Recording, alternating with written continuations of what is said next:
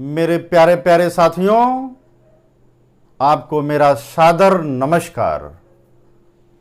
आपका हमारे YouTube channel पर हृदय से स्वागत, हृदय से अभिनंदन। साथियों, आज हम बात करेंगे सफलता के लिए क्या करें, क्या ना करें। सफलता प्राप्त करने के लिए क्या करना चाहिए, क्या नहीं करना चाहिए।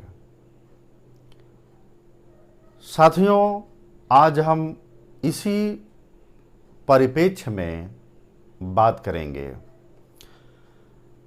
साथियों, दुनिया का हर व्यक्ति, हर मनुष्य ये चाहता है कि उसे ज़्यादा से ज़्यादा पद, प्रतिष्ठा, प्रसिद्धि, सम्मान, यश और ऐश्वर्य मिले। हर व्यक्ति, हर प्राणी ये चाहता है कि वो गौरवपूर्ण जीवन जिए, लेकिन इसके लिए आपको समय की, अपने आप की कीमत चुकानी पड़ती है। साथियों, स्वामी रामतीर्थ संन्यास लेने से पहले एक कॉलेज में प्रोफेसर हुआ करते थे।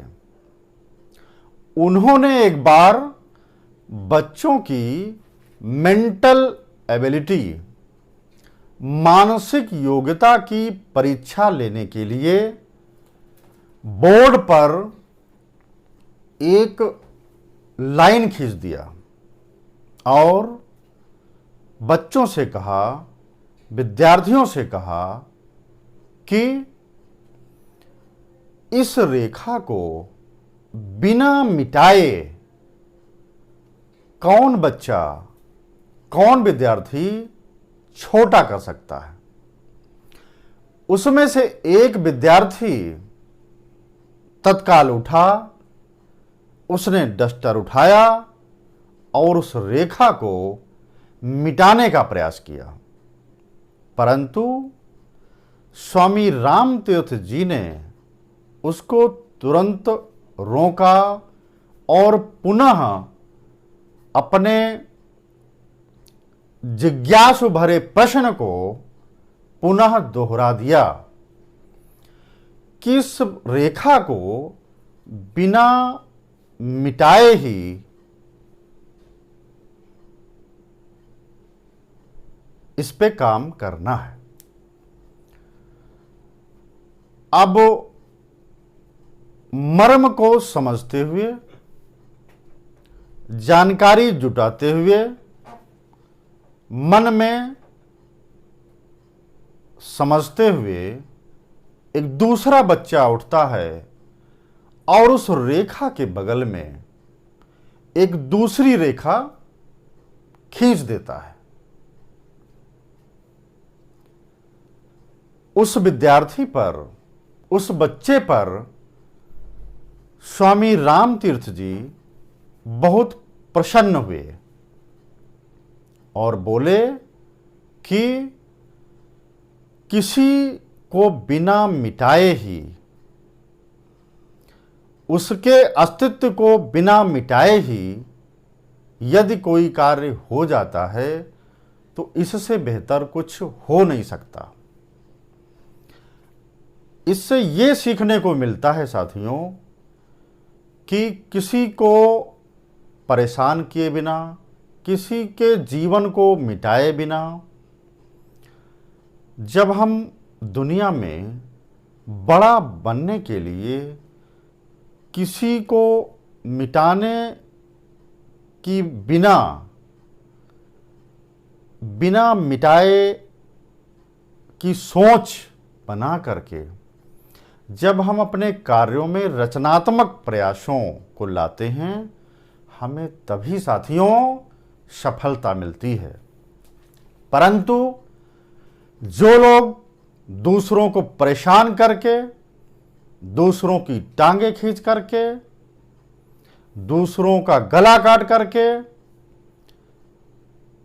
अपनी सफलता अर्जन की बात करते हैं, बात को सोचते हैं, ऐसे लोग अंततः क्षणिक तो उनको सफलता मिल सकती है, परंतु अंततः वो असफल की श्रेणी में आ जाते हैं। क्योंकि साथियों, सफलता सदैव धनात्मक होती है, ऋणात्मक कभी नहीं। संत विनोबा भावे जी ने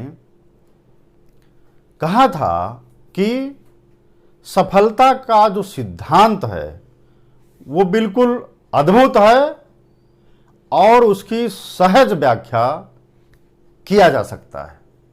कैसे? यदि आपके पास 10 शेर की ताकत है और आपके पड़ोसी के पास 7 शेर की ताकत है, अब यदि दोनों परस्पर टकरा जाएंगे, दोनों परस्पर टकरा जाएंगे तो ताकत में कमी आ जाएगी। यानी 10 माइनस 7 बराबर 3, यानी ताकत में और ऊर्जा में ह्रास हो जाएगा और आपको आशातीत सफलता नहीं मिल सकती। दूसरी तरफ यदि आप परस्पर मिल गए, आप परस्पर मिल गए, यानी 10 + 7 बराबर 17, तो आपकी ताकत में इजाफा हो जाएगा, वृद्धि हो जाएगी और आप सफलता को अर्जित कर पाएंगे। अब साथियों, हमारे 2 हाथ और आपके 2 हाथ परस्पर मिल जाएंगे तो 2 + 2 बराबर 4 हो जाएंगे। माने परस्पर मिल करके सफलता को अर्जित किया जा सकता है। परंतु अगर वो आपस में टकरा गए, उनमें टकराव हो गया, तो 2 माइनस 2 बराबर 0, यानी आपको 0 सफलता मिलेगी साथियों। इसलिए सफलता का सीधा सिद्धांत है, सहज सिद्धांत है विनोबा भावे जी के शब्दों में कि सफलता सदैव धनात्मक होती है, ऋणात्मक कदापि नहीं। यानी परस्पर मिल जाने से सफलता मिलती है, टकराव से सफलता नहीं मिला करती। अब साथियों, किसी की गर्दन दबा करके, किसी की गर्दन मरोड़ करके, किसी की गर्दन तोड़ करके, किसी की गर्दन काट करके, किसी की टांग खींच करके, किसी का खून पसीना चूस करके अपना घर बसाने की कोशिश करने वाले, किसी का सुख छीन करके सुखी होने वाले, दूसरों के घर को उजाड़ देने वाले, जो ऐसा सोचते हैं उनको कदापि सफलता नहीं मिलती साथियों। ऐसे इस दुनिया में बहुतेरे लोग हुए, उन्हें अल्प सफलता मिली, क्षणिक सफलता मिली, उसके बाद में वो हमेशा हमेशा के लिए मिट गए। रावण नहीं रह गया इस दुनिया में, कंस इस दुनिया में नहीं रह गया, दुर्योधन, हिरण्याकश्यप, चंगेज खां, हिटलर, ये कोई इस दुनिया में साथियों नहीं रह गए। इसलिए किसी को कष्ट में डाल करके, किसी को बाधा पहुंचा करके, किसी को परेशानी में डाल करके आप कभी कोई सफलता का अर्जन नहीं कर सकते। लेकिन साथियों एक बात और है,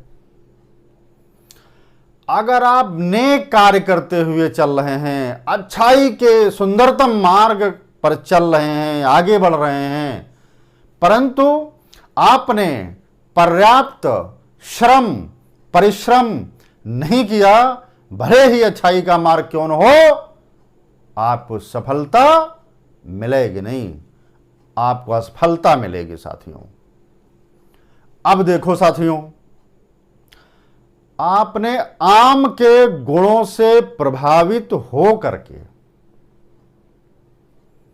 क्योंकि आम का गुणधर्म ही होता है मीठापन,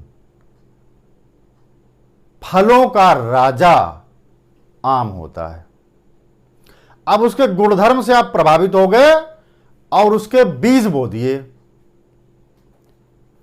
कि सुंदर बगीचा एक दिन उगेगा, उसके आपने बीज बो दिए। अब जब बीज बो दिया तो उसके लिए आपको उस बाग की रखवाली भी करनी है, आपको आंधी तूफान से बचाना है, पशु पक्षियों से बचाना है, उसकी समय से निराई गुड़ाई खाद पानी उसको देना पड़ेगा।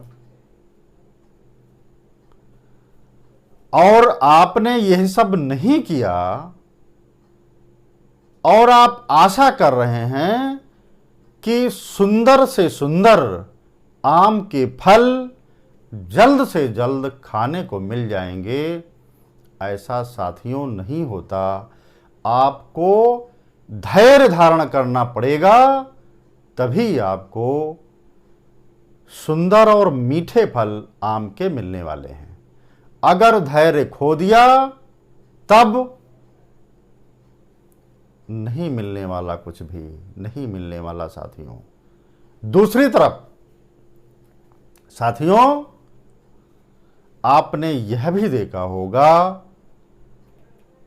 कि बबूल की खेती करने वाले लोग, झाड़ियों की खेती करने वाले लोग, जिसमें श्रम कम से कम होता है, खाद पानी लगता ही नहीं है और उसमें हरियाली पर्याप्त आ जाती है, हरियाली को देख करके लोग खुश हो जाते हैं और आम के अंकुरित बगीचों को कई बार छोड़ दिया करते हैं, क्योंकि उन्हें लगता है कि इस हरियाली में सब कुछ छिपा हुआ है, परंतु उस हरियाली के भविष्य में असंख्य और भयंकर कांटों का अस्तित्व छिपा हुआ होता है साथियों।